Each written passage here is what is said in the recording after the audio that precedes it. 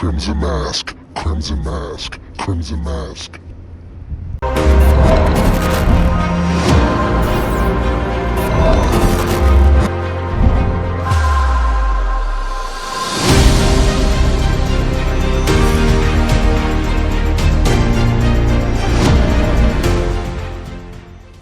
What is going on, guys? This is your boy Ty here with Crimson Mask. But before I start the Raw review, I just want to let you guys know, if you've been wondering where Alexa Bliss is, the 5 Feet of Fury is going to be having her first baby in December. Congratulations to Alexa Bliss and Ryan Cabrera. Hopefully I said his last name right. I don't want to butcher anybody's names. But again, congratulations to Alexa. Just wanted to put that out there real quick. Now, for the Raw review. Seth opens up the show. World Heavyweight Champion coming out, doing his Seth Rollins things. Ha ha ha ha ha ha. Yeah, baby. You know, talking about how he's going to be a defending champion. That every single chance he gets, he will be defending that World Heavyweight Champion. 2/4 of the Judgment Day, Finn Balor, Damian Priest, The Prince, The Punisher, coming out, talking about, you want to defend the championship? Well, let's see who you're going to defend it against.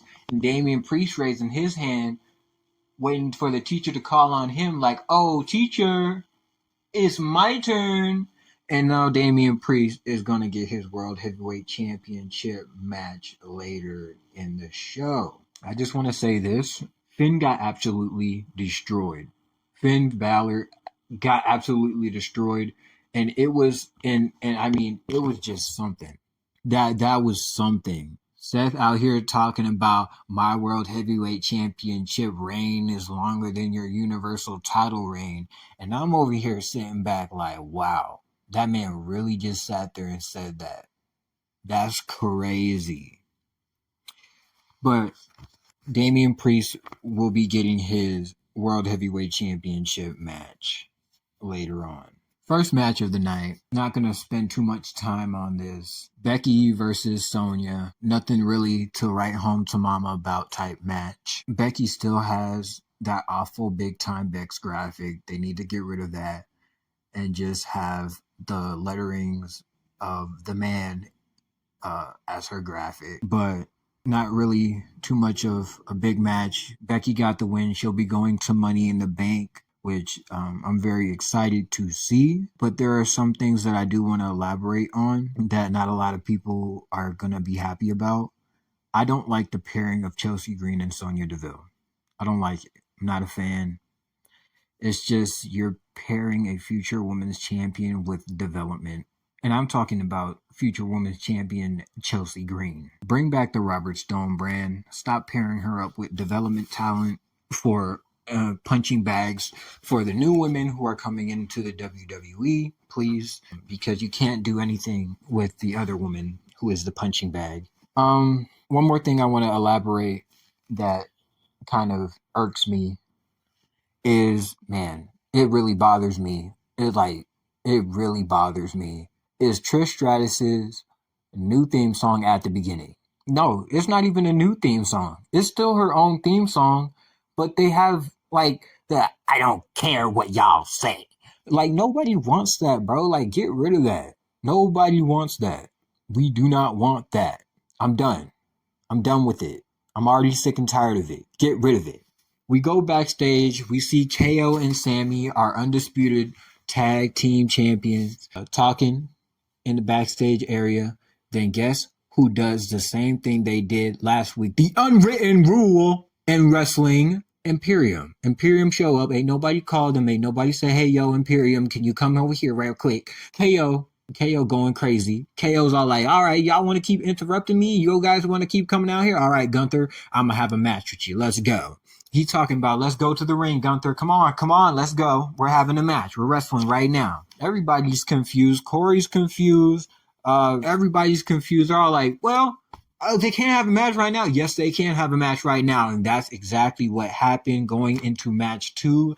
Kevin Owens versus Gunther. And I'm going to tell you right now, that right there, that is a future World Heavyweight Championship match for WrestleMania. Not for Backlash, not for Elimination Chamber, not for the Royal Rumble. WrestleMania. That is a WrestleMania match for the World Heavyweight Championship down the line in the future. You know, Gunther doing his Gunther thing, the ring general, being dominant, being dominant, being dominant. But of course, thing 1 and thing 2 decide to try and get involved, and Sammy's like, not in my house. And KO's all like, ooh, I want to get in on the fun. I want to beat up Baldy. And he's over here beating up Giovanni Vinci. He's over here beating up Ludwig Kaiser. And Gunther takes advantage. Gunther was able to take advantage. Another thing I'm still waiting for. Where is Ilya Dragunov? What is Ilya Dragunov doing on NXT nowadays? Why wasn't Ilya Dragunov called up and put in Imperium yet? That's the main story that I'm waiting for. Is Ilya Dragunov to be part of Imperium? Put it down in the comment section below. Let's start a petition for Ilya to Imperium. Let's make t-shirts, hashtag Ilya to Imperium. Let's get that hashtag going. Let's get it started. Let's go. Moving on, Matt Riddle in the back talking about bro this, bro that, bro this, bro that. Then he mentions Gunther's name. And old Ludwig Kaiser and Giovanni Vinci are not big fans of that. Ludwig is all like, how dare you? And I'm all like, bro, you really about to fight Matt Riddle right now? You out of your mind, son. That ends up in a little backstage scuffle. Matt Riddle putting Giovanni Vinci in a ankle lock. Now, I don't know if Giovanni Vinci is injured. They didn't say anything else during the show, so I'm going to assume that he's injured.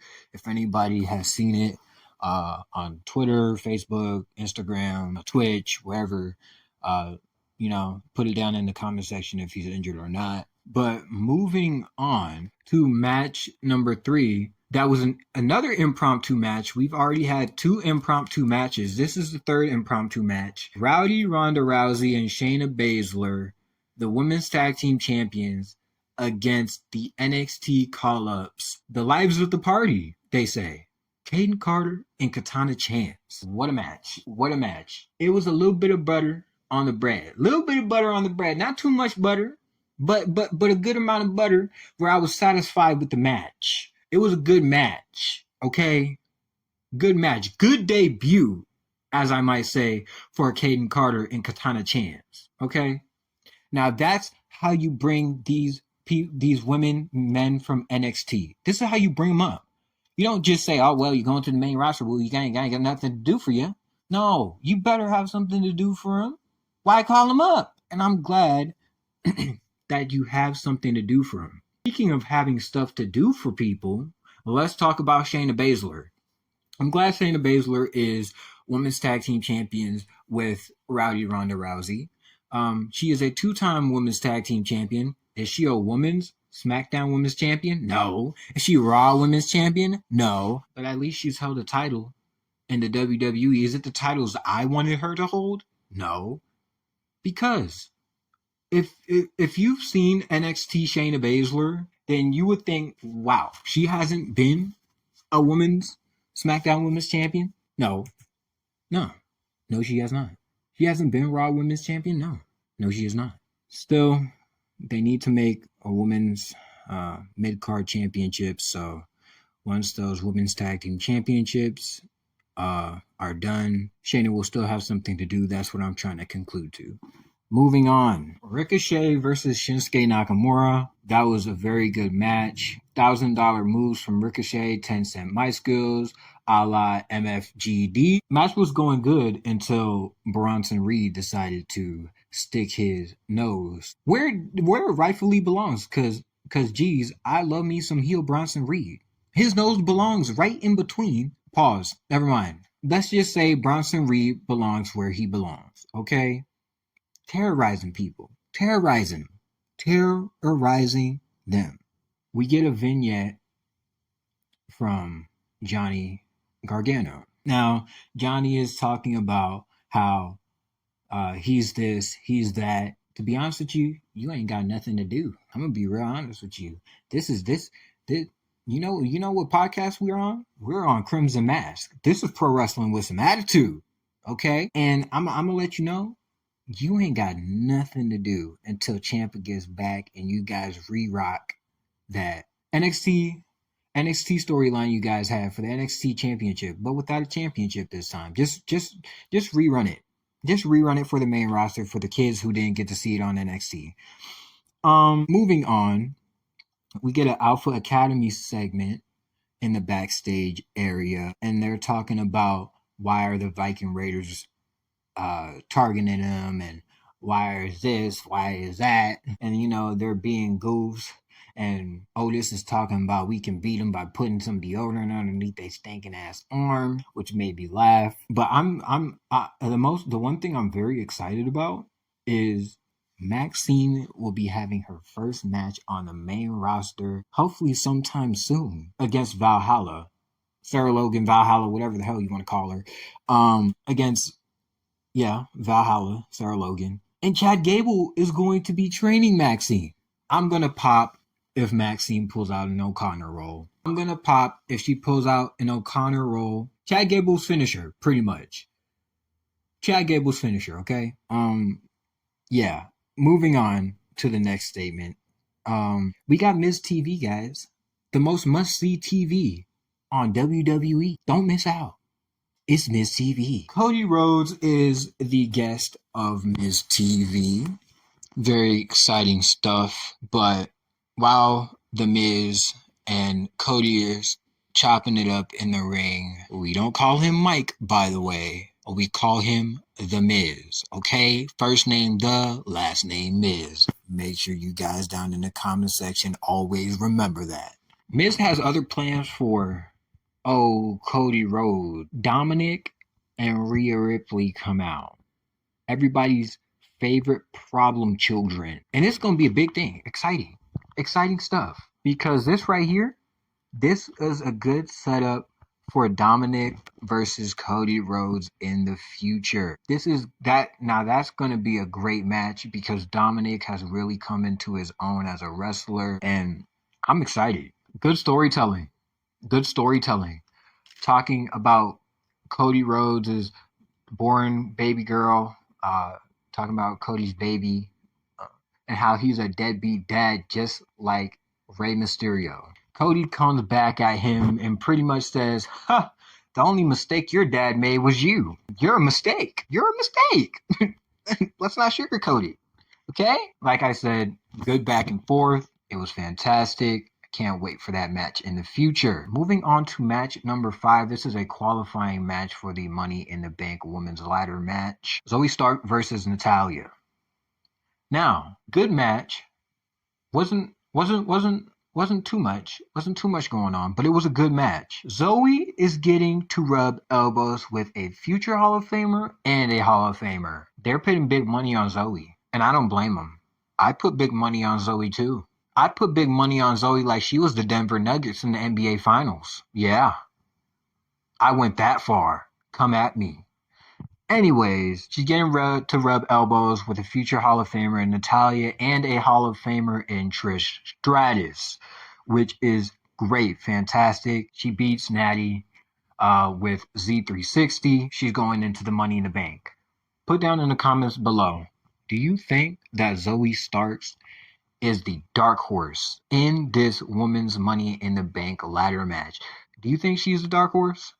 Put it down in the comments below. Let us know here at Crimson Mask. But moving on to a very emotional Paul Heyman segment from our tribal chief, Roman Reigns, the Universal Champion. Belt looks beautiful. He pretty much is saying, Jay, SmackDown, Friday, you're going to make your decision. It's either you stick with us or you an enemy. And you better make the right choice because you don't want to be an enemy.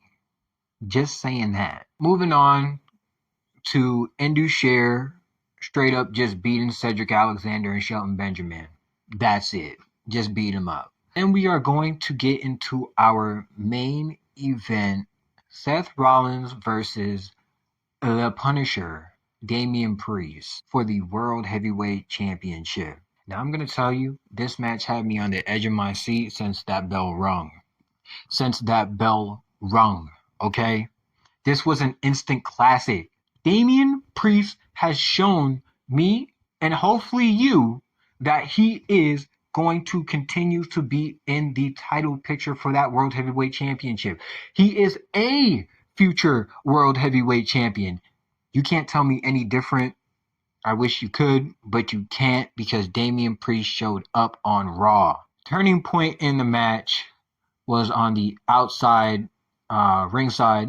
Damian Priest got a sweet little buckle bomb into the barricade, hit his shoulder. A little reminiscent of what happened to Finn Balor when when he got his shoulder messed up in his Universal Championship match against Seth.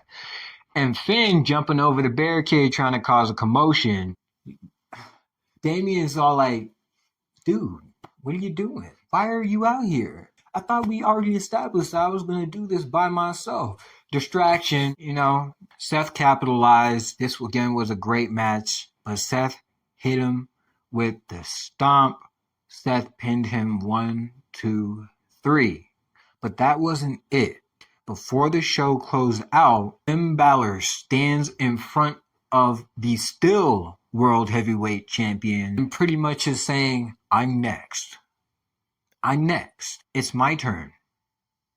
It's my turn. Let us know down in the comments below what you thought of Raw, and make sure to always stay tuned to Crimson Mask because this is pro wrestling with an attitude.